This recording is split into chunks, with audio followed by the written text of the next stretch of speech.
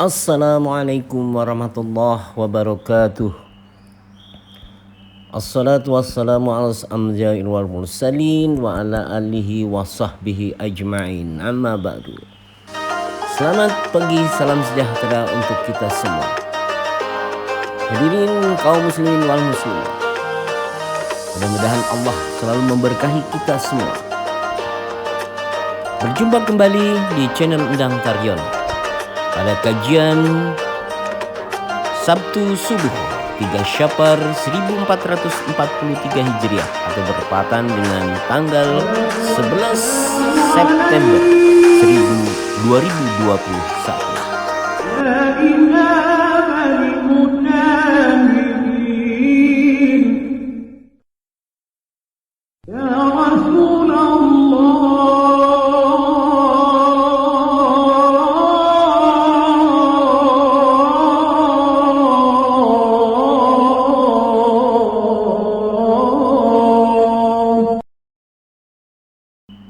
Kembali berjumpa pada sesi bagian Qa'dah subuh pagi pada pekan yang pertama ini, sebagaimana biasa di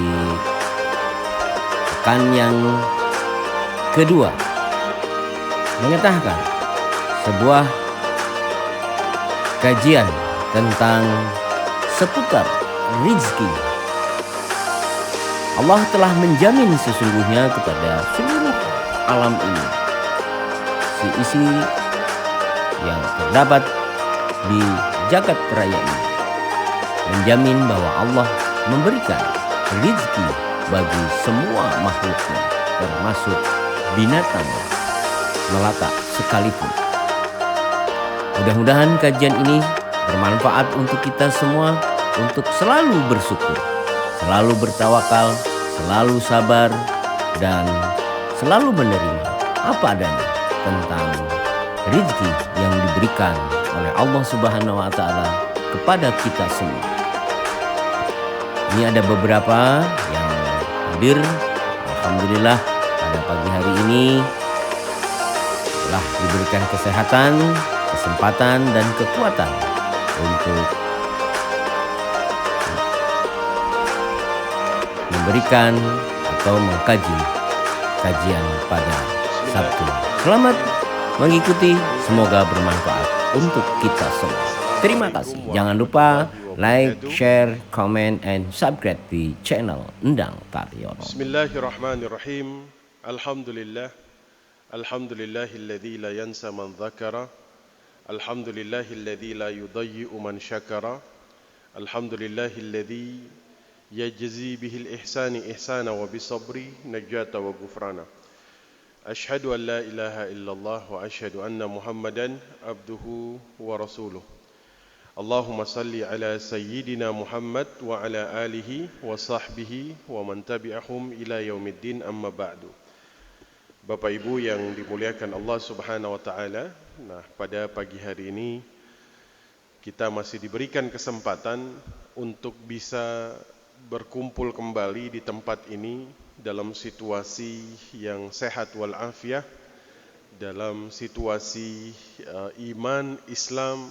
Maka semoga Allah Subhanahu wa Ta'ala senantiasa memberikan hidayahnya agar kita bisa terus melakukan ketaatan-ketaatan di dalam hidup kita. Amin ya rabbal alamin.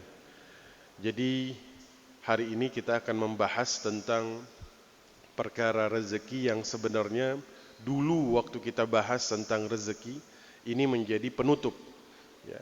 Cuman pada saat itu qadarullah saya lupa, maka kita akan bahas pada pagi hari ini. Jamaah yang dimuliakan Allah, rezeki telah dijamin oleh Allah Subhanahu wa Ta'ala. Maka dalam Al-Quran Allah tegaskan, wa ma min dabbatin fil ardi illa 'ala Allahi rizquha. Dan tidak ada satu binatang melata pun kecuali sudah Allah tanggung rezekinya. Ya. Ada juga kemudian Allah tegaskan di dalam Al-Quran, wa an laisa lil insani illa ma sa'a. Dan manusia itu tidak mendapatkan apa-apa kecuali dari apa yang dia usahakan. Ya. Ada rezeki yang sudah dijamin, ada rezeki yang mendapatkannya ini harus ikhtiar. Ya. Kemudian ada rezeki karena bersyukur. Ya. Di sini Allah juga menegaskan di dalam Al-Quran, la in syakartum, ya, jika kemudian kalian bersyukur, la azidannakum, maka akan kemudian ditambahkan. Ya. Ada juga kemudian rezeki yang didapatkan tanpa usaha, tanpa ikhtiar, tanpa dia bayangkan, tanpa dia rencanakan. Mungkin ada orang mendapatkan rezeki harus direncanakan, ya, harus dipikirkan matang-matang, ya, harus dia cari dengan susah payah. Tapi ada rezeki yang dia dapatkan tanpa harus berusaha, bahkan datang dari tempat yang tidak pernah dia bayangkan. Ya. Itulah kemudian rezeki yang Allah katakan, wa yarzuqhu min haitsu la yahtasib. Dia akan datang dari tempat yang tidak pernah dia bayangkan. Ya. Ada juga rezeki karena istighfar. Ya. Jadi banyak sekali pintu-pintu rezeki yang kemudian Allah sebutkan di dalam Al-Quran. Ada juga rezeki karena seseorang menikah. Ya. Ada juga rezeki yang didapatkan karena anak. Ya. Ala kulli hal, Al-Imam Hasanul Basri, ya, beliau kemudian mengatakan, qala Al-Hasanul Basri, qara'tu fi 90 mawdi'an min al-Qur'an anna Allah qaddara al-arzaq wa dhaminha. Ya. Aku membaca di dalam 90 tempat di dalam Al-Qur'an dan menemukan bahwasanya Allah itu telah menetapkan dan menjamin rezeki seseorang.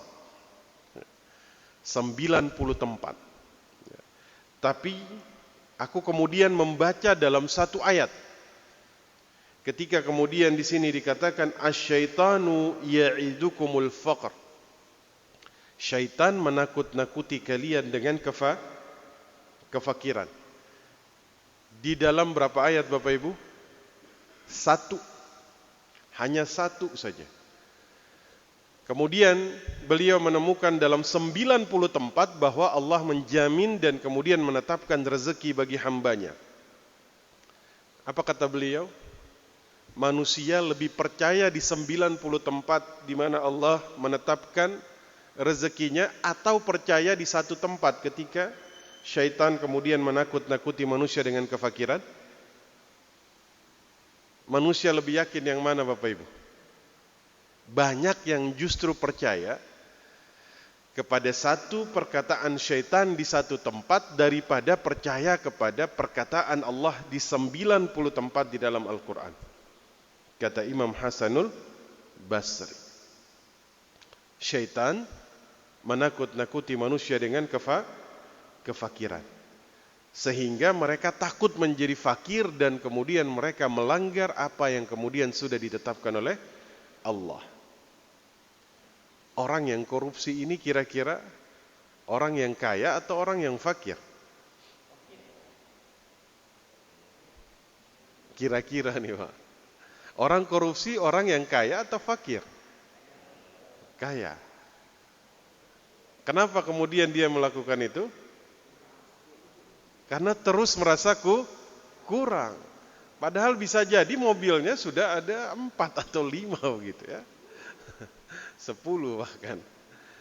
Maka kemudian wajib bagi kita untuk kemudian mengetahui lebih jauh tentang pintu-pintu atau tempat di mana rezeki sudah kemudian Allah tetapkan. Ya, sehingga kemudian kita tidak jatuh kepada perkara yang kemudian diharamkan oleh Allah Subhanahu wa taala. Nah, pada pagi hari ini kita akan bahas Bapak Ibu sekalian, perkara-perkara apa saja yang kemudian bisa dilakukan oleh seorang hamba agar kemudian dia bisa mendapatkan rezeki dari tempat yang kemudian diberkahi oleh Allah Subhanahu wa ta'ala, ya. Tapi hari ini kita membahas asbab ukhrawi. Kalau asbab duniawi antum lebih ahlinya, ya. Seseorang bisa membuka pintu rezeki dari bisnis, ya, dari dagang, ya, dokter, ya, pilot, Ya. Ini asbab duniawi. Tapi yang hendak saya bahas pada pagi hari ini adalah asbab ukhrawi. Ya. Kadang-kadang asbab ukhrawi ini bisa lebih dahsyat daripada asbab duniawi. Ada orang yang mungkin asbab duniawinya ini hanya 20% misalnya. Tapi kemudian dia memperkuat dengan asbab ukhrawi sehingga dia mendapatkan hasil yang kemudian lebih daripada orang yang hanya mengandalkan asbab duniawi saja. Ya. Maka ada 8 pintu rezeki yang akan kita bahas pada pagi hari ini. Semoga pintu rezeki ini bisa diamalkan. Amin ya rabbal alamin. Ya, mudah-mudahan bisa selesai. Ya, 8 pintu rezeki yang kemudian bisa diketuk oleh seorang hamba di dalam perkara rezeki.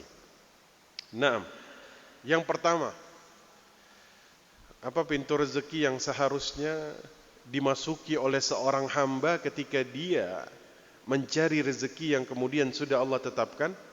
Doa. Apa itu? Doa. Doa ini adalah usaha. Tapi betapa banyak di antara kita kadang menjadikan doa ini di akhir. Padahal doa ini seharusnya ditempatkan di awal. Nabi SAW, ya, ketika beliau memulai pagi harinya, ya, subuh hari, ada yang beliau minta kepada Allah Subhanahu Wa Taala. Apa itu? Allahumma inni as'aluka ilman nafi'an wa rizqan tayyiban wa amalan mutaqabbala. Lihat, Nabi memulai subuhnya dengan kemudian meminta kepada Allah ilmu yang bermanfaat, rezeki yang tayyib, amal yang diterima. Nabi SAW tidak meminta sesuatu untuk memulai harinya kecuali perkara itu adalah perkara yang penting di dalam kehidupan. Maka Imam Syafi'i mengatakan, ya, ketika kemudian atahza'u bid-du'a wa tasdari wa matadri bima sana'ad du'a. Ya. Beliau mengatakan, apakah engkau meremehkan sebuah doa? Ya. Padahal engkau tidak pernah tahu apa yang dilakukan oleh sebuah doa. Ya. Engkau meremehkan doa, padahal engkau tidak tahu apa yang bisa dilakukan oleh sebuah doa. Ya. Doa ini bisa melakukan sesuatu yang kemudian tidak pernah dibayangkan oleh manusia, kata Imam Syafi'i. Ya. Maka kemudian mintalah rezeki kepada Allah. Ya. Maka pertama yang Bapak Ibu lakukan nanti mulai besok pagi hari, subuh hari, baca doa ini. Baca doa ini. Karena ini menjadi pembuka pintu rezeki yang kemudian paling awal ketika seorang manusia hendak melakukan kegiatan-kegiatan atau asbab-asbab dunianya di dalam membuka pintu rezeki. Ya. Saya jadi ingat doanya Amirul Mukminin Umar bin Khattab. Ya. Umar ini kan berdoa agar bisa mati syahid di kota Madinah. Ya. Banyak yang meremehkan doanya Umar. Ya Umar, kalau mau syahid, ya pergilah di Mesir. Di sana Amr bin As sedang berperang melawan Romawi. Ya. Banyak orang yang menganggap doanya Amirul Mukminin ini, ya, sebagai doa yang mustahil. Bagaimana mungkin engkau bisa syahid di kota Madinah ini, ya, di Masjid Nabawi ini, sementara kota Madinah dalam keadaan aman. Apa yang terjadi Bapak Ibu? Umar meninggal salat subuh, ditusuk oleh Abu Lu'lu'a al-Majusi, budaknya Abu Mughirah. Lihat, ya. Ketika sudah ditusuk 17 tusukan, ya, pisaunya sudah dikasih racun, ya, dipangku oleh Salman Al-Farisi. Umar tanya, yang nusuk siapa? Ya, Katanya yang nusuk Abu Mughirah, budaknya Abu Mughirah, Abu Lu'lu'a al-Majusi. Ya, apa jawabnya? Alhamdulillah. Ya. Kenapa yang nusuk bukan orang muslim, tapi yang nusuk seorang Majusi? Ya, berarti Umar syahid. Ya, maka jangan pernah meremehkan sebuah doa. Ya, bahkan kata Aisyah, Nabi SAW mengatakan, walau milha ta'amikum, walaupun garam untuk kalian makan, minta kepada Allah.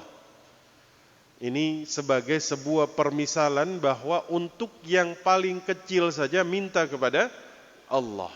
Ya. Maka kemudian Bapak Ibu yang dimuliakan Allah, pintu rezeki yang pertama adalah doa. Ya. Jangan dijadikan di akhir, tapi jadikan di awal. Ya.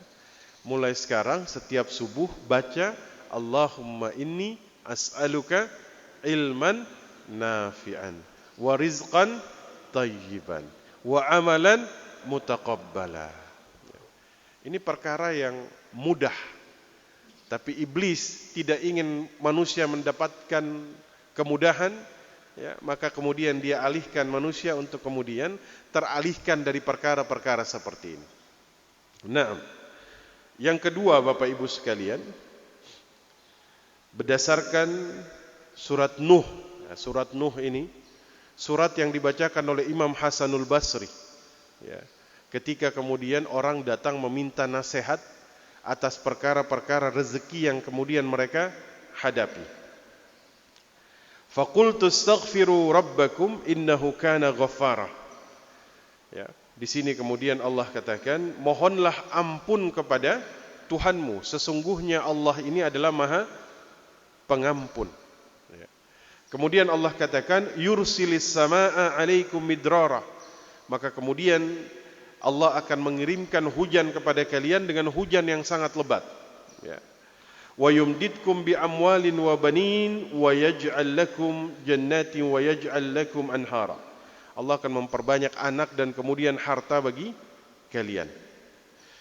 Maka Imam Hasanul Basri dalam sebuah athar pernah didatangi oleh 4 orang, meminta nasihat kepada beliau. Anna rajula syaka ilaihil jadbi faqala istaghfirillah. Orang pertama datang kemudian bilang apa?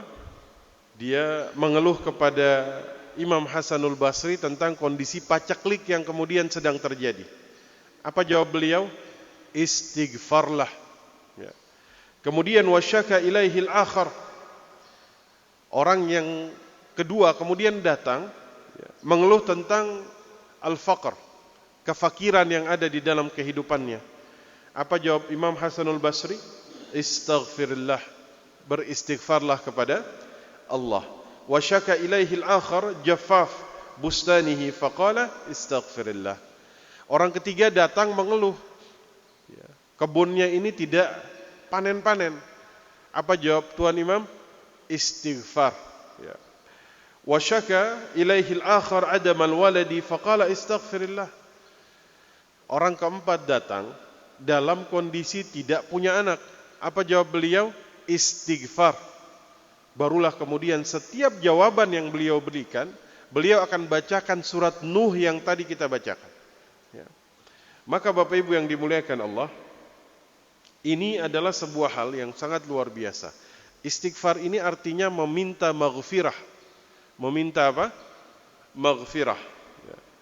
Maghfirah berasal dari kata ghafara. Ya, ghafara ini berarti menutupi dan memaafkan. Ya, jadi orang kalau beristighfar, dia memohon kepada Allah agar kemudian dosanya ini ditutupi oleh Allah. Dan kemudian yang sudah ditutupi Allah maafkan. Ya. Itu istighfar. Berarti kebalikan dari istighfar apa Bapak Ibu? Kebalikan dari istighfar adalah menampakkan dosa secara terang-terangan.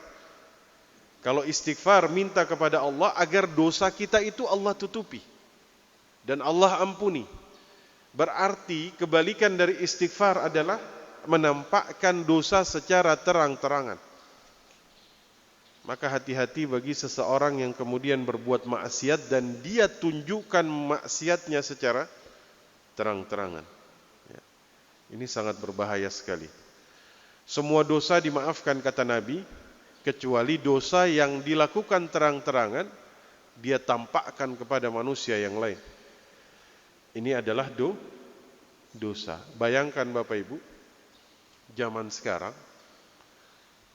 orang itu seakan-akan diberikan kemudahan untuk menampakkan dosanya secara terang-terangan. Ya, termasuk diantaranya adalah YouTube. Ya kan? Betapa banyak orang yang kemudian menunjukkan dosa yang dia lakukan secara terang-terangan kepada manusia yang lain. Bukankah ini adalah kontradiksi dari istighfar? Ya. Maka istighfar ini adalah lafaz yang kemudian paling banyak Nabi sebutkan dalam satu majelis yang beliau hadiri. Ya, itu dihitung oleh sahabat.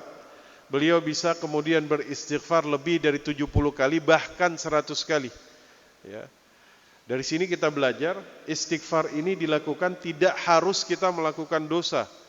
Ya. Tapi kapanpun yang kemudian kita dalam kehidupan, ya, kita ini harus banyak-banyak beristighfar. Ya. Amin ya rabbal alamin. Mudah-mudahan Allah berikan kekuatan kepada kita. Ya. Kira-kira Pak, istighfar ini mudah atau sulit? Mudah Pak. Ya. Betapa ringannya kita bisa mengucapkan dari lisan kita, tapi betapa besarnya kemudian yang Allah balas. Tapi lagi-lagi, iblis ini tidak mau manusia itu dengan mudah mendapatkan kebaikan dari Tuhannya. Makanya dia mengalihkan manusia dari perkara-perkara yang sebenarnya mudah dilakukan. Ya. Antum lagi bawa kendaraan saja, astagfirullahalazim, astagfirullahalazim, astagfirullahalazim. Mudah Pak. Ya. Antum mau tidur saja, astagfirullahalazim, astagfirullahalazim. Coba kita hitung. Kita ini istighfar sehari 100 kali atau berapa kali? Antum istighfar sehari berapa kali Pak? Berapa? Mulai hari ini kalau bisa lebih dari 100 kali. Sepakat? Mulai dari hari ini kita berazam untuk istighfarnya lebih dari 100 kali. Mudah Pak, habis subuh 20 kali. Jangan 20. Berapa kira-kira? 50 kali. Atau 20 lah, tidak apa-apa. Agar kemudian tercapai 100 ini. Kira-kira kalau antum istighfar sehari 100 kali itu memakan berapa, durasinya berapa waktunya Pak? 10 menit? 5 menit paling. Maka perbanyaklah istighfar kepada Allah Subhanahu wa ta'ala. Nabi Nuh itu ketika terjadi paceklik di tengah masyarakat pada saat itu, paceklik yang kemudian membuat para wanita ini menjadi mandul. Ini di zaman Nabi Nuh. Antum bisa bayangkan paceklik, kemudian terjadi kekeringan, sampai efeknya itu perempuan-perempuan menjadi mandul. Maka apa nasihatnya Nabi Nuh kepada kaumnya? Istighfar. Istighfar. Umar bin Khattab terjadi paceklik di kota Madinah. Apa yang beliau lakukan? Pertama yang beliau lakukan adalah mengajak semua manusia untuk kemudian beristighfar kepada Allah Subhanahu wa ta'ala. Lihat Pak. Itu yang pertama kemudian mereka lakukan. Ya. Ketika kemudian terjadi paceklik, kekeringan, atau perkara-perkara yang kemudian terjadi di tengah-tengah manusia. Ya. Semoga kemudian adalah pemimpin-pemimpin kita yang menyuruhkan istighfar ini kepada kita di dalam kondisi seperti ini. Ya. Seperti Nabi Nuh mengajak kaumnya untuk beristighfar. Seperti Umar yang kemudian mengajak kaumnya untuk beristighfar. Sudah ada atau belum Pak? Seruan untuk beristighfar secara menyeluruh. Belum ya? Kita mulai dari masjid ini. Ya. Kita mulai dari masjid ini. Semoga kemudian istighfarnya kita ya membuat Allah kemudian menurunkan kepada kita pertolongan dari semua musibah yang kemudian sedang terjadi. Amin ya rabbal alamin. Ya. Maka kata Imam Ar-Razi, dulu itu banyak sekali kisah atau riwayat ya, yang kemudian menceritakan bahwa istighfar ini adalah pembuka kunci rezeki. Ya. Kalau dulu memang hujan ini dianggap sebagai sesuatu hal yang paling bisa mendatangkan kepada mereka rezeki, ya karena dulu itu kan mereka punya pertanian ya, dan pertanian ini kalau nggak ada air itu bisa berbahaya. Maka kemudian ketika tidak turun hujan mereka minta kepada Allah dengan cara beristighfar kepada Allah. Ya. Jika kita merasakan rezeki kita agak tersendat, ya, antum punya perusahaan, kemudian perusahaannya ini agak bermasalah dengan kondisi ini, ya, maka lakukan seperti yang Umar lakukan. Ajak semuanya untuk beristighfar kepada Allah. Ya. Perintahkan bahwa setiap orang dari karyawan yang ada di perusahaan antum, kalau bisa sehari beristighfar lebih dari 100 kali. Ya. Maka semoga kemudian Allah menurunkan solusi dari setiap masalah yang kemudian terjadi. Amin ya rabbal alamin. Sudah berapa Bapak Ibu? 2. Saya ulangi lagi, istighfar adalah pembuka pintu rezeki yang kemudian banyak diriwayatkan, ya, dikisahkan, bahkan dalam Al-Quran Allah tegaskan. Nabi Nuh, ya, Nabi Hud, ya, Umar bin Khattab, ya, Imam Hasanul Basri. Ya, ini semuanya ketika ada orang yang bermasalah dengan rezeki, maka perintah pertama adalah istighfar. Ya, ada rahasia yang luar biasa. Allah sudah menetapkan rezeki, tapi maksiat kita membuat rezeki kita yang sudah ditetapkan tertahan. Ya. Ketika antum istighfar, maka dosa yang tadinya menahan rezeki ini kemudian diampuni. Kalau sudah diampuni, maka yang tadinya ditahan diturunkan. Ya. Maka kemudian nasihat mereka adalah perbanyak istighfar. Nah, sekarang kemudian yang ketiga. Yang ketiga adalah syukur kepada Allah Subhanahu wa ta'ala.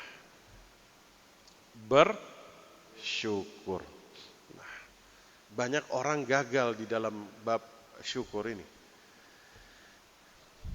Apa itu syukur? Syukur, kalau kita lihat dalam literasi bahasa Indonesia ini berarti berterima kasih. Berterima kasih. Saya sudah pernah singgung di sini waktu itu, bahwa syukur dalam Al-Quran itu disebutkan kadang dengan 2 penyebutan, syakir dan syakur. Masih ingat? Syakir, alladhi yashkuru alal mawjud, bersyukur atas apa yang ada, atas apa yang sudah dirasakan, atas apa yang sudah dinikmati. Syakir, kita minta sesuatu dari seseorang, kemudian diberikan, kita bersyukur. Itu dinamakan syakir. Dia bersyukur ketika keinginannya kemudian terpenuhi. Kalau syakur, dikatakan alladzi yashkuru alal mafqud. Seseorang bersyukur ketika keinginannya tidak terpenuhi, ketika permintaannya ditolak, ketika kenyataan tidak sesuai dengan harapan. Selama ini mungkin kita bersyukur ketika harapan kita sesuai dengan kenyataan, betul? Orang tasyakuran ketika kemudian keinginannya tercapai. Saya tasyakuran karena saya naik pangkat. Pernahkah dia tasyakuran karena dia diturunkan pangkatnya? Contoh, dalam pilkada Pak, orang tasyakuran ketika jadi atau tidak jadi? Kalau tidak jadi, stres. Boro-boro tasyakuran Ustaz. Stres yang ada. Maka kita ini sebenarnya tidak diberikan ruang sedikit pun oleh Allah untuk tidak bersyukur. Untuk tidak bersyukur. Kita ini harus banyak bersyukur dalam kehidupan Pak. Ya. Kalau bersyukur Allah tambahkan. Kalau tidak bersyukur, maka ingatlah azab Allah itu sangat pedih. Ya. Sekarang yang keempat. Yang keempat silahkan diminum dulu Pak. Fadhal.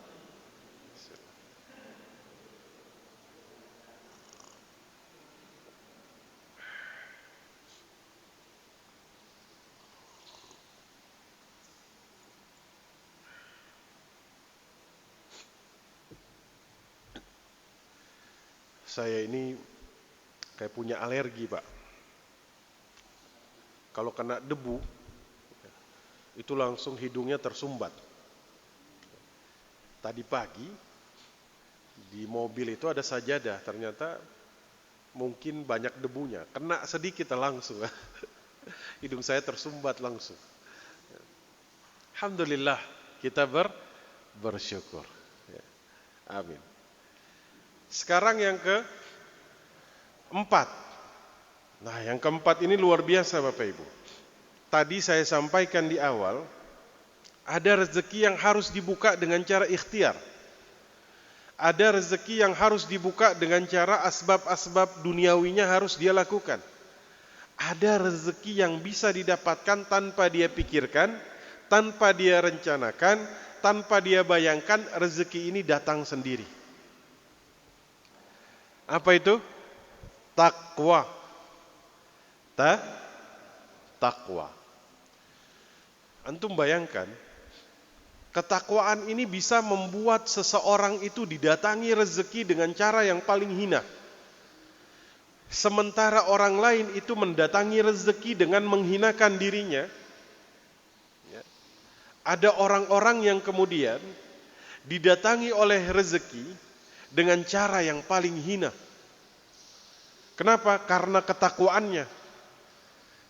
Ini terjadi Pak kepada cucunya Umar bin Khattab ketika sedang sholat di Masjid Haram, didatangi oleh khalifah, kemudian mengatakan, mintalah kepadaku, akan aku kabulkan. Apa jawabnya? Inni astahyi minallah. Saya malu kepada Allah. Ada di rumah Allah minta kepada manusia. Masya Allah. Bayangkan Pak. Antum kalau ditanya seperti ini, jawabnya apa Pak? Apa jawabnya? Didatangi oleh siapa misalnya? Menteri misalnya. Pak, minta apapun saya kabulin. Kira-kira Bapak minta apa?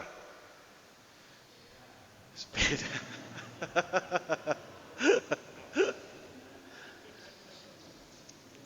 Cucunya Umar, jawabannya itu apa? Saya malu. Lagi di rumah Allah minta kepada selain Allah. Takjub khalifah. Maka khalifah ini keluar dari masjid, dia tungguin cucunya Umar ini keluar dari masjid. Waktu cucunya Umar keluar, dia bilang apa? Al-an kharajat. Sekarang kamu sudah keluar. Fasa'alani hajatan. Maka mintalah hajatmu. Apa jawabnya? Hawaijid dunya am hawaijil akhirah? Hajat dunia apa akhirat? Kata khalifah, ya tentu hajat dunia. Saya tidak bisa memenuhi hajat akhirat. Apa jawabnya? Kepada yang punya dunia saja saya tidak minta, apalagi kepadamu yang tidak punya dunia. Masya Allah. Lihat, ketakwaan seseorang membuat dunia mendatangi dirinya dalam keadaan yang paling hina. Maka ketakwaan ini adalah pintu rezeki yang kemudian sangat luar biasa. Ya. Wa may yattaqillah yaj'al lahu makhraja wa yarzuqhu min haitsu la yahtasib. Makanya Allah itu mengingatkan kita itu setiap minggu Pak. Dari zaman Nabi sampai sekarang. Dari zaman sahabat sampai sekarang.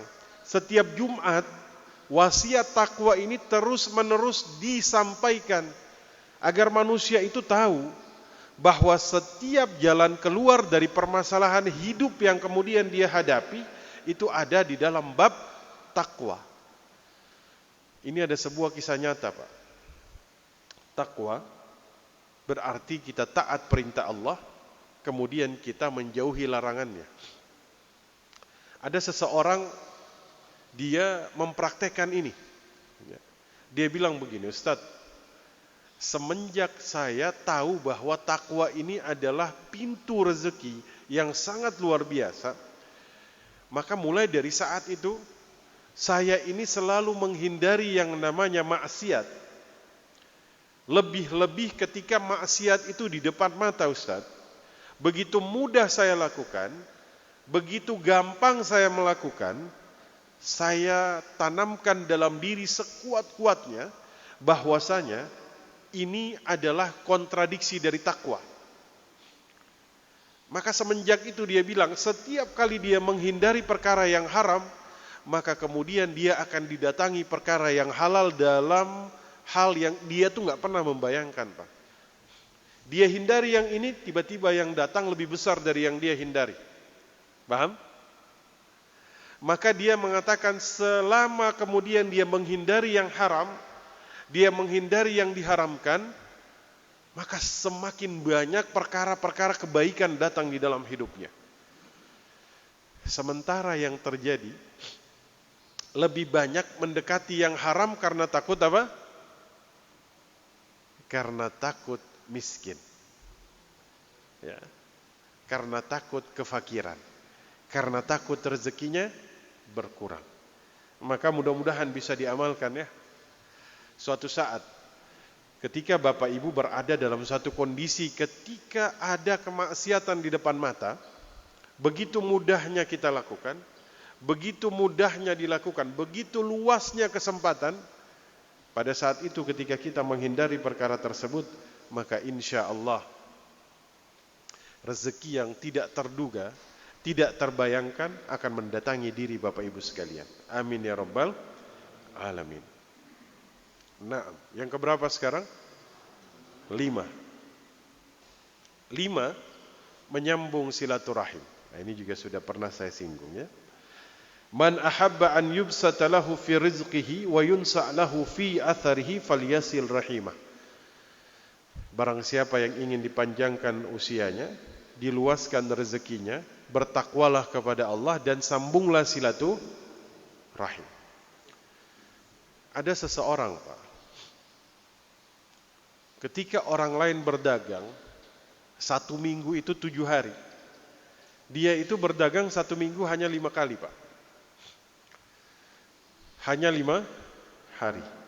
Ya. Orang dagang Senin, Selasa, Rabu, Kamis, Jumat, Sabtu, Minggu.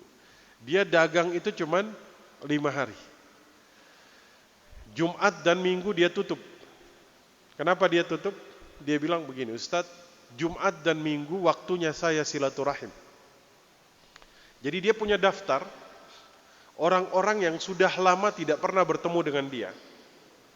Orang-orang yang sudah putus hubungan dengan dia, itu dia list satu persatu. Dan dia punya jadwal untuk datang mengunjungi orang-orang yang sudah lama tidak pernah berkabar dengan dia. Dia punya catatan ya, yang di situ kemudian dia tuliskan orang-orang yang kemudian dulu mungkin pernah bermasalah dengan dia. Dia datangi satu-satu, Pak. Dia bawakan hadiah. Dia sambung silaturahim. Apa kata dia? Apa yang saya dapatkan melebihi orang yang kemudian dalam ikhtiarnya berdagang 7 kali dalam seminggu 24 jam. Lewat, Pak. Sehingga dia mengatakan Ramadan itu ketika orang mengejar rezeki di situ, dia justru tutup sebulan penuh. Kenapa, Pak? Yang dia dapatkan melampaui itu semua. Masya Allah. Ya, ini dahsyat sekali. Ada orang yang begitu pintarnya memasukkan asbab ukhrawinya di dalam asbab dunianya. Sehingga asbab ukhrawinya ini itu membuat apa yang dia dapatkan itu lebih daripada orang lain yang hanya mengandalkan asbab duniawinya saja. Ya, ini luar biasa. Mudah-mudahan bisa dipraktekkan. Amin ya rabbal alamin. Ketika antum merasa usaha ini semakin sempit, mungkin ada silaturahim yang kemudian terputus. Yang kemudian putusnya hubungan silaturahim ini menahan rezeki yang kemudian sudah Allah tetapkan. Ya. Jadi menyambung silaturahim ini lagi-lagi sesuatu yang sangat besar. Ya. Silah rahim. Ya. Penyebutan silaturahim ini menggunakan kata rahim. Rahim ini mohon maaf bagi seorang wanita adalah tempat dia melindungi anaknya. Maka orang yang menyambung silaturahim itu sudah sepatutnya memperlakukan orang lain seakan-akan dia berasal dari satu rahim yang sama.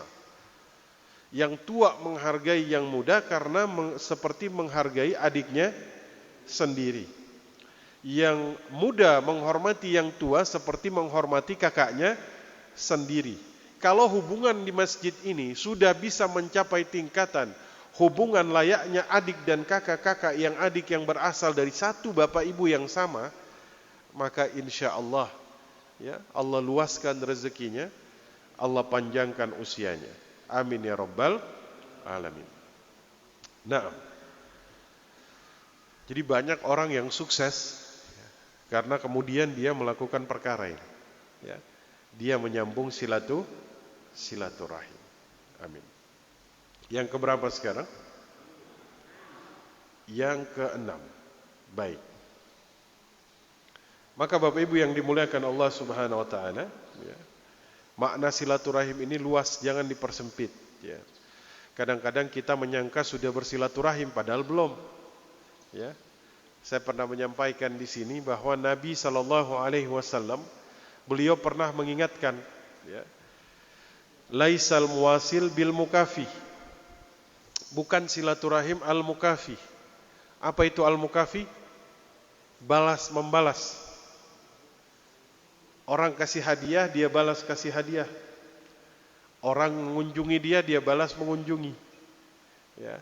Seseorang tersenyum kepada dia, dia tersenyum balik. Ini apa? Al-mukafi. Dia hanya membalas sesuai dengan apa yang dia dapatkan. Ya. Suatu saat jika kemudian orang berhenti berbuat baik, mungkin dia juga berhenti. Ya. Orang berhenti mengunjungi dia, dia juga berhenti. Maka kata Nabi, silaturahim itu bukan al-mukafi tapi antasil man qata'ak. Menyambung sesuatu yang tadinya terputus, dia sambung kembali. Amin ya rabbal alamin. Nah, selanjutnya Bapak Ibu sekalian, ya, kita akan lihat perkara yang ke berapa sekarang? 6. Perkara yang ke-6. Kira-kira dari 1 yang sampai 5 ini yang paling berat yang mana, Pak? Yang paling berat yang mana?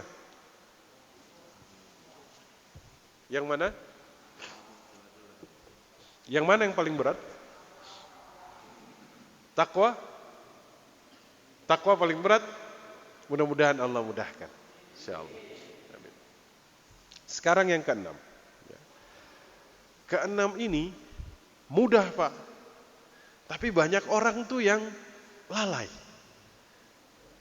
Apa itu? Kata Allah di dalam Al-Quran, wa'mur ahlaka bis salati wastabir 'alaiha. Ingatkan, perintahkan keluargamu untuk melakukan salat dan bersabarlah kalian dalam mengerjakannya. Allah mengatakan, la nas'aluka rizqa. Kami tidak minta rezeki dari kalian. Nahnu narzuquka. Kami yang kasih rezeki kepada kalian. Wal aqibatu lil taqwa. Dan akibat yang baik kepada orang yang bertakwa. Pak, ini simple. Antum lagi kerja, masuk waktu sholat, ingetin keluarga untuk sholat. Itu pintu rezeki. Dulu, zaman dulu, tiba waktu sholat di Madinah, mereka akan pulang ke rumahnya untuk ngingetin keluarganya untuk sholat. Mereka ada di mana? Mereka pulang dulu ke rumah, kemudian untuk memerintahkan anak istri mereka untuk sholat. Kira-kira Pak, untuk ngingetin sholat, zaman dulu dan sekarang lebih mudah mana? Lebih mudah dulu apa sekarang? Dulu mereka harus pulang ke rumah. Sekarang antum pakai apa? Pakai handphone. Tinggal pakai jari, Pak. Tinggal pakai jari. Apa susahnya? Mau masuk waktu sholat, oh ini waktunya saya mengingatkan anak dan istri untuk sholat. WhatsApp, kasih kabar. Jangan lupa sholat. Selama ini antum melakukan atau tidak? Padahal ini perintah Allah di dalam Al-Quran. Dan ini bisa jadi adalah pintu rezeki yang kemudian banyak membuat manusia itulah lalai. Susah atau mudah? Mudah, Pak. Ya, mudah. Ya. Kita ulangi lagi. Yang pertama apa? Doa. Yang kedua, istighfar. Yang ketiga, syukur. Yang keempat, takwa. Yang kelima, yang keenam, ngingetin keluarga untuk salat. Taib. Kita sedang kerja, ingetin mereka untuk salat. Kita sedang bepergian, ingetin mereka untuk salat. Ini adalah pintu-pintu rezeki yang kemudian membuat manusia terlalaikan. Ya. Mudah, tapi lagi-lagi iblis itu tidak ingin manusia mendapatkan kebaikan. Makanya perkara yang sangat mudah ini dia buat kita sehingga kita lalai. Dia buat kita sibuk dengan pekerjaan sehingga kita itu lupa ngingetin anak istri kita. Kenapa? Karena dia memang menginginkan agar manusia ini terjebak dalam kelalaian. Antum bayangkan, dia biarkan kita lalai dalam pekerjaan kita, sampai-sampai bukan hanya ngingetin anak keluarga kita untuk sholat, kita sendiri juga lalai. Benar nggak? Antum kalau lagi sholat, lagi kerja, lagi betul-betul luar biasa, lupa sholat atau tidak? Kadang-kadang bahasanya sebentar ya, ana sholat sebentar. Sholat jangan sebentar. Ya. Harus betul-betul sholat ini jadi prioritas. Ya. Jangan menjadikan sholat adalah sela-sela di tengah pekerjaan. Tapi rubah. Pekerjaan ini kita lakukan di sela-sela sholat. Amin ya. Bisa Bapak Ibu? Amin. Mudah-mudahan bisa. Yang keberapa sekarang? 7. Yang ketujuh ini sedekah. Ini Bapak Ibu pasti sudah paham ya. Banyak sekali riwayat yang menceritakan tentang perkara sedekah ini. Anfik alaik. Bersedekahlah, maka Allah akan kemudian bersedekah untukmu. Ya. Dulu ada 2 orang sahabat dalam satu riwayat. Sama-sama punya kebun. Sama-sama punya kebun. Ikhtiarnya sama, Pak. Ya. Tapi sahabatnya ini ternyata punya hasil yang lebih banyak dari dia. Lama-lama dia lihat hujan itu bisa jalan dan berhenti hanya di kebunnya saja.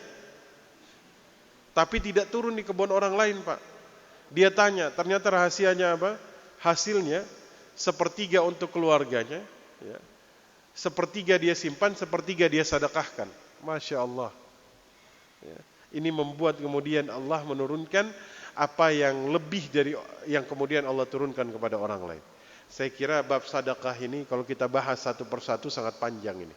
Ya. Yang ke-7.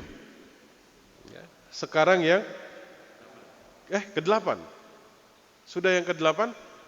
Sudah ya. Cara lain untuk membuka pintu rezeki adalah dengan tawakal kepada Allah Subhanahu wa ta'ala. Tawakal kepada siapa? Allah. Selama ini kita tawakal kepada apa? Kepada gaji, kepada bisnis, kepada usaha, kepada sahabat. Banyak orang menggantungkan sesuatu bukan kepada Allah, tapi dia gantungkan kepada perkara-perkara yang kemudian ada di hadapannya. Betul? Ada orang usahanya sukses, tawakalnya kepada Allah jadi pudar. Kenapa? Karena di hadapan dia ini dia punya usaha yang lancar. Sehingga kemudian dia lebih banyak bertawakal kepada usahanya daripada kepada Allah. Ya. Ada seseorang gajinya besar. Mungkin dia kerja di satu perusahaan yang kemudian perusahaan ini sanggup menggaji dia. Dan dia merasa bahwasanya perusahaan ini enggak mungkin bangkrut. Maka tawakalnya dia kepada gajinya, kepada perusahaannya. Lihat Pak, Karena tawakal kita yang salah, maka Allah ini menurunkan corona ini agar manusia kembali meluruskan tawakalnya. Lihat betapa banyak kemudian kebergantungan kita kepada selain Allah tuh Allah putuskan semua. Ada orang yang perusahaannya bangkrut sebangkrut-bangkrutnya. Sebenarnya Allah ini ingin mengembalikan tawakal kita agar kita kembali bertawakal kepada Allah. Ya. Maka tawakal ini kan kita menggantungkan, kita menitipkan, ya. Kita memberikan sesuatu kepada seseorang untuk kemudian menyerahkan segala urusan kita. Nah, maka tawakal ini adalah bagaimana kita menggantungkan seluruh harapan dan kemudian hidup kita hanya kepada Allah. Maka mudah-mudahan kita bisa kemudian meluruskan tawakal kita. Kenapa? Karena kata Nabi SAW, "Lau annakum tatawakkaluna 'ala Allahi haqqa tawakkuli." Jika kalian betul-betul bertawakal kepada Allah, ya, maka kemudian la razaqakum kama yarzuqut tayra taghudu khimasan wa taruhu bitana. Maka kemudian kalian akan Allah berikan rezeki sebagaimana burung mendapatkan rezeki. Dia keluar dari rumahnya dalam keadaan lapar dan dia kembali dalam keadaan kenyang. Kira-kira burung dengan manusia, mana yang punya kemampuan mendapatkan rezeki atau ikhtiar untuk mendapatkan rezeki itu lebih banyak? Manusia. Tapi burung kemudian bisa diberikan. Ya.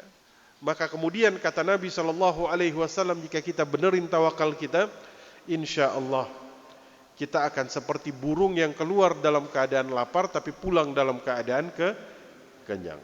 Jadi kita benerin tawakal kita. Ya. Yang kasih rezeki siapa? Allah. Ketika kita dapat gaji dari perusahaan, perusahaan hanya menggaji, yang kasih rezeki Allah. Nah, ini tawakal yang benar. Berobat ke dokter, dokter ini menyembuhkan? Tidak, hanya mengobati. Yang menyembuhkan siapa? Allah. Nah, ini tawakal yang benar. Kadang-kadang tawakal kita ini salah. Ya, alhamdulillah saya dapat rezeki dari si fulan. Jangan, Pak. Rezeki dari Allah. Si fulan ini hanya asbabnya saja. Ya.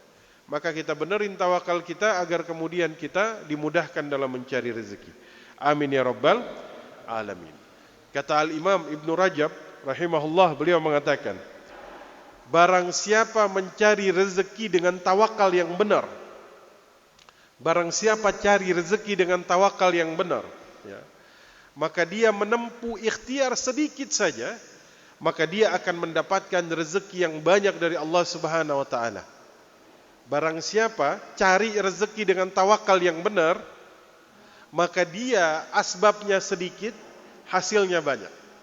Antum mau yang mana, Pak? Ikhtiarnya banyak, hasilnya banyak, atau ikhtiar sedikit, hasilnya banyak? Atau enggak ada ikhtiar sama sekali, banyak hasilnya?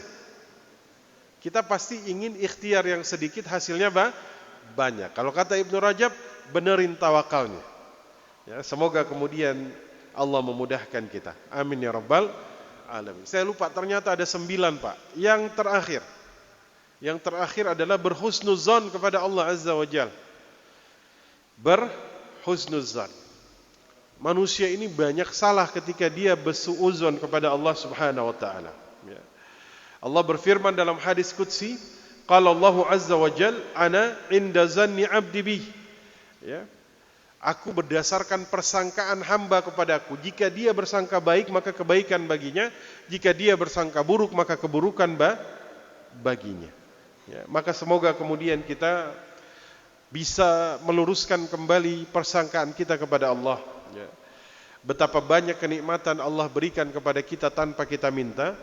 Betapa banyak kita yang kemudian Allah berikan kesehatan, sementara kemudian kita lupa bersyukur, tapi terus Allah tambahkan. Ya. Kalaulah dosa ini kemudian dibalas sesuai dengan perbuatan manusia, setelah dia berdosa Allah balas, setiap dia berdosa Allah balas, maka kita semuanya sudah binasa, Pak. Tapi kemudian Allah menunda agar kemudian menanti kita beristighfar dan bertaubat kepada Allah. Semoga perkara-perkara ini bisa dijalankan di dalam kehidupan. Amin ya rabbal alamin. Sehingga kemudian kita dimudahkan di dalam mencari rezeki, kita dimudahkan di dalam ikhtiar-ikhtiar kita. Amin amin ya rabbal alamin. Tafadhal, jika ada pertanyaan sekarang kita diskusi. Baik, Ustaz. Saya buka untuk tiga pertanyaan. Kita sama-sama sudah mendengar yang awal yang dijadikan 8 dari kurikulum 1 dan 9 ideologi dari idewan Mustafa. Baik, ada pertanyaan ya Pak Abang. Lagi ada. Baik, dua dulu. Pak itu silakan.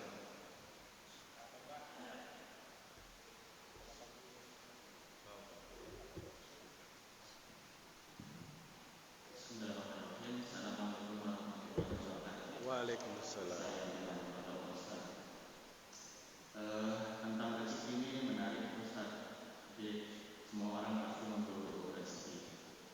Yang ingin saya tanyakan adalah yang dimaksud rezeki di sini adalah apakah yang bersifat materi atau non materi?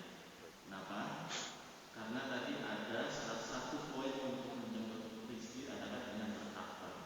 Saya pernah dengar kajian Ustaz, jikalau kita beribadah niatnya mesti diluruskan, jangan ada kaitan dengan materi atau rezeki. Jadi ibadah lillahi ta'ala. Nah, terkait dengan takwa Pak Ustaz, barang siapa tadi yang bertakwa akan dibukakan pintu rezekinya. Itu yang dimaksud dengan ini. Karena nyatanya jikalau hal ini yang dimaksud adalah materi, maka tentunya orang-orang yang akan bertakwa adalah orang yang banyak bertanya. Sementara kenyataannya adalah tidak demikian. Ada juga yang memang belum mendapat harta yang banyak. Adakah ukuran takwa di sini yang disampaikan oleh Allah bahwa kalau levelnya sudah takwa sekian, pasti rezekinya nanti akan bertambah? Itu yang pertama Ustaz. Kemudian yang kedua, sama juga Ustaz, rezeki tadi mungkin ada dua. Apakah harus dikejar sebarnya, sunatullahnya? Karena lihat kenyataan juga bahwa memang orang-orang yang di luar Islam sana karena memang dia rajin, maka rezekinya atau mungkin materinya adalah banyak sekali. Mohon pencerahannya Ustaz, yang dimaksud dengan rezeki di sini. Baik. Rezeki, penglihatan, rezeki, pendengaran, rezeki, ya. Saudara, rezeki. Ya. Jadi rezeki ini memang luas. Ada yang sifatnya materi, ada yang sifatnya bukan materi. Ya. Apakah kemudian orang yang takwa semuanya orang kaya? Ingat, ukuran takwa ini memang bukan pada harta. Ya. Allah tidak menjadikan harta sebagai ukuran, ya, yang kemudian disandingkan dengan ketakwaan. Harta ini tidak dicela, tapi kemudian juga tidak dipuji. Para nabi ada yang kekurangan dalam masalah harta, Nabi Muhammad, Nabi Isa, ya. Tapi ada juga para nabi yang kaya, Pak. Siapa? Nabi Sulaiman, Nabi Daud, ya. Imam Syafi'i dulu punya bayangan kekayaan ini tidak selalu tidak selalu dalam pandangan beliau, apalagi kalau dia ada di tangan ulama, begitu ya. Ketika beliau ketemu Imam Malik, beliau lihat Imam Malik ini gagah, Pak, duduk di atas singgasananya, ya. Sehingga beliau sudah mulai agak berubah pandangannya, ya. Ketika beliau selesai belajar sama Imam Malik, ya, beliau ini kan diperintahkan belajar sama muridnya Imam Abu Hanifah, yaitu Hasan al-Syaibani. Di mana? Di Irak, di Basrah. Dianterin oleh Imam Malik, dikasih bekal. Kagum, Imam Malik ini uangnya banyak ini. Sampai ke Imam Hasan al-Syaibani, beliau lagi ngitungin emas, Pak, di ruang tamunya. Makin bingung Imam Syafi'i. Oh, ternyata Ya. Harta itu kalau ada di tangan orang soleh, maka itu adalah sebaik-baik harta. Sama kayak Imam Laith. Imam Laith ini, ya, itu mengirimkan sebanyak 500 dinar setiap tahun kepada Imam Malik untuk kemudian membackup dakwahnya mereka. Artinya apa? Ukuran takwa tidak selalu dengan kekayaan. Kadang-kadang Allah memberikan rezeki kepada orang yang bertakwa sesuai dengan kadarnya masing-masing. Sesuai dengan kadarnya masing-masing. Ya. Kadang-kadang Allah berikan lewat kesehatan, kadang-kadang Allah berikan lewat hal-hal yang lain. Kadang-kadang Allah berikan lewat ketaatan. Allah berikan lewat ketaatan. Jadi Allah sebutkan bahwa ketakwaan ini mendatangkan pintu rezeki. Ya, ini memang Allah sebutkan, dalam hadis juga disebutkan. Tapi memang jangan kemudian ini jadi motivasi utama. Ya, jangan ini jadi motivasi utama. Kita beribadah, biarkan kemudian Allah yang nanti akan memberikan. Ya. Jangan sampai seseorang bersedekah, walaupun memang dalam hadis jelas kok Pak. Ya. Ada yang kemudian ingin dibayar langsung di dunia, karena memang dia misalnya mengamalkan itu agar kemudian dia dibalas di dunia. Ada kemudian yang ingin dibalasnya di akhirat. Seperti Umar bin Khattab, ya, mereka ini menginginkan agar kemudian balasannya ini sempurna di dunia, tidak dikurangi dibalas di akhirat. Tidak mau kebaikan mereka ini habis dibalas di dunia. Tapi ingin menjaga agar kesempurnaan balasannya ini ada di akhirat. Tapi kita serahkan kepada Allah. Allah yang tahu kapan kita butuh, Allah yang tahu kapan kita sempit. Allah balas dari tempat yang kemudian tidak kita sangka-sangka.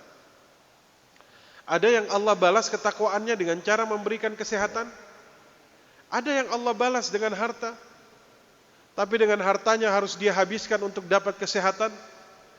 Sementara yang sehat kadang gak sadar bahwa dia sehat, yang lain kemudian sakit. Allah luaskan yang sehat. Dia sudah dapat sesuatu yang kalau orang yang sakit ini mendapatkannya, dia harus menghabiskan banyak uang, betul? Misalnya ada orang sakit Pak, hartanya banyak, tapi dia tidak merasakan yang namanya nikmat sehat. Antum yang sehat, mau gak ditukar dengan dia? Mau nggak mata antum yang bisa melihat ini ditukar dengan seseorang yang buta plus 1 triliun? Mau? 1 triliun ya Pak? Mau nggak? Mau nggak tukeran jantung? Orang yang jantungnya ini misalnya sudah tinggal 50%. Dia tukeran dengan antum. Anak kasih kepada antum 20 miliar. Mau? Tidak. Nah kadang ya, ketika kita kemudian membatasi rezeki ini hanya pada harta, maka kita ini akan lupa bersyukur. Kita akan lupa bersyukur. Melihat saja ini rezeki. Mendengar saja ini rezeki. Lagi hadir di masjid ini rezeki. Ya, tapi saya mendoakan semoga kemudian Allah membalas sesuai dengan kebutuhan dan kemudian kesempitan yang kita alami. Amin ya rabbal alamin. Kita beribadah saja.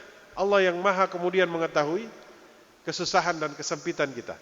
Jika pada saat itu kita butuh harta, maka semoga Allah turunkan. Ya.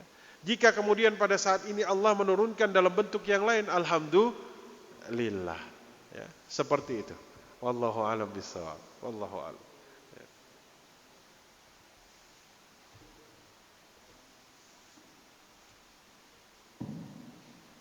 Assalamualaikum warahmatullahi wabarakatuh. Waalaikumsalam. Tadi Pak Ustadz menyampaikan ada 9 pintu rezeki. Saya bertanyakan Pak Ustadz bahwa sholat duha, apakah itu termasuk pintu rezeki ini? Mungkin itu Pak Ustadz. Terima kasih. Assalamualaikum warahmatullahi wabarakatuh. Baik. Apakah sholat duha termasuk pintu rezeki atau tidak? Termasuk Pak, insya Allah. Ya. Tapi lagi-lagi, seperti pertanyaan Pak Bambang, Jangan ini kemudian dilakukan dengan niat, ya, kita lakukan saja. Maka kemudian banyak orang yang dia melakukan hanya pada sebatas ingin mencari rezeki saja, tapi kemudian lupa untuk meluruskan niatnya lillahi ta'ala. Ya. Maka tadi saya memberikan contoh, ya, bagaimana Amirul Mukminin Umar bin Khattab, ya, ketika kemudian begitu menjaga diri mereka untuk menjaga kesempurnaan balasannya ini sempurna di akhirat. Ya. Maka kemudian apakah ini termasuk pintu rezeki? Insya Allah termasuk pintu rezeki. Ya. Tapi kemudian kita luruskan lagi niat kita bahwa kita melakukan ini semuanya lillahi ta'ala, ya. Agar kemudian kita mendapatkan kesempurnaan balasan di dunia maupun di akhirat, ya. Karena ada orang-orang yang memang dibalas sempurna di dunia tapi kemudian tidak dibalas di akhirat, ya. Nah, maka kemudian ada orang-orang yang kemudian ketika di akhirat akan disampaikan sebuah ayat kepada mereka, ya. Qad adhabtum tayyibatukum fi hayatikumud dunya. Kalian telah menghabiskan seluruh kebaikan kalian di dunia. Maka sekarang yang kalian dapatkan adalah ancaman. Ya, maka kemudian mereka menjaga. Ya, apakah dia termasuk? Insya Allah termasuk. Tapi kita luruskan lagi niat kita. Amin ya rabbal alamin. Allahu a'lam bishawab.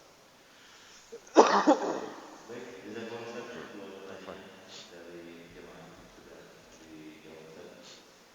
Waktunya sudah masuk surut dan kita cukupkan, dan nanti silakan jemaah yang sudah berangkat ke surut bisa langsung sarapan.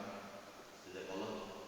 Sampai kesembuhan kita menyiapkan menu tongsengnya dan apa tidak melakukan tongseng. Masya Allah.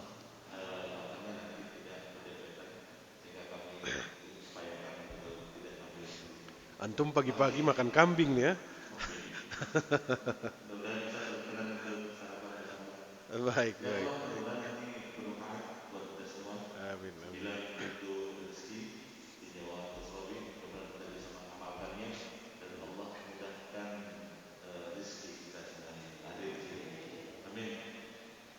Kita tutup dengan hamdalah. Amin. Assalamualaikum warahmatullahi wabarakatuh. Waalaikumsalam.